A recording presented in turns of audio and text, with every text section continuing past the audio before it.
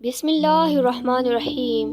شروع اللہ کے نام سے جو بڑا مہربان نہایت رحم کرنے والا ہے۔ السلام علیکم ورحمۃ اللہ وبرکاتہ۔ مناہل اسلامک اپڈیٹس میں آپ لوگ کو دل کی گہرائی سے خوش آمدید کہتی ہوں۔ قدرت کا قانون اردن میں گزشتہ دنوں ایک عجیب واقعہ رونما ہوا۔ نہایت ہی عجیب۔ ابو انس ایک نیک تاجر تھا۔ اس کا چھوٹا بھائی یونیورسٹی میں پڑھتا تھا جس کے جملے اخراجات ابو انس پورے کرتا تھا۔ کچھ عرصے بعد ابو انس کا نوجوانی میں ہی انتقال ہو گیا۔ لواحقین میں نوجوان بیوہ اور ایک بیٹا انس رہ گیا۔ کچھ دن بعد ابو انس کا چھوٹا بھائی بھی اس کے گھر منتقل ہوا اور یہ آسرا دیا کہ مرحوم بھائی کو تجارت سنبھالنے کے ساتھ یتیم اور بیوہ کی کفالت بھی کروں گا۔ کچھ وقت تو معاملہ ٹھیک چلتا رہا، بعد میں اس کی نیت میں فتور آ گیا۔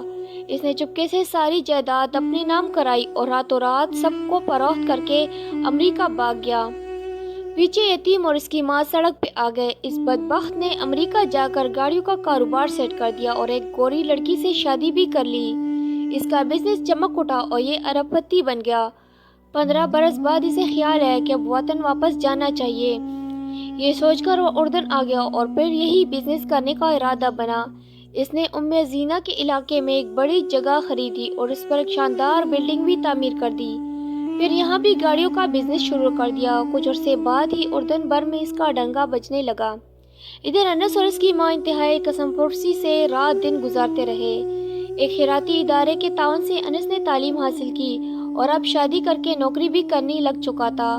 غربت کے باوجود وہ اپنی ماں کا بہت خیال رکھتا تھا، مگر بدبخت چچا کو کبھی اس کا خیال ہی نہیں آیا۔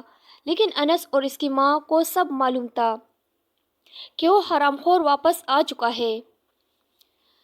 ایک دن ماں نے بیٹے سے کہا کہ ہمت کرو، جاؤ اپنے چچا کے پاس اور اس سے اپنے باپ کے مال کا کچھ حصہ مانگو۔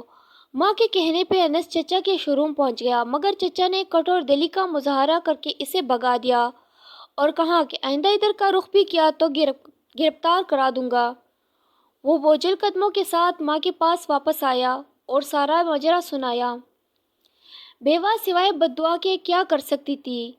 اس حرام خور بزنس مین نے اب اردن میں رہنے کا فیصلہ کر لیا تھا اور ایک جنت نما محل تعمیر کر لیا،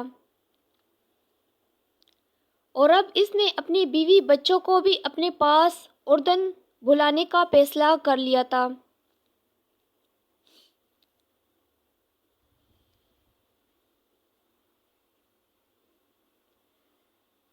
ادھر وہ لوگ امریکہ سے روانہ ہوئے اور ادھر یہ بدبخت انہیں لینے کے لیے اپنی نئی ماڈل کی پرتیش گاڑی لے کر ایئرپورٹ روانہ ہو گیا۔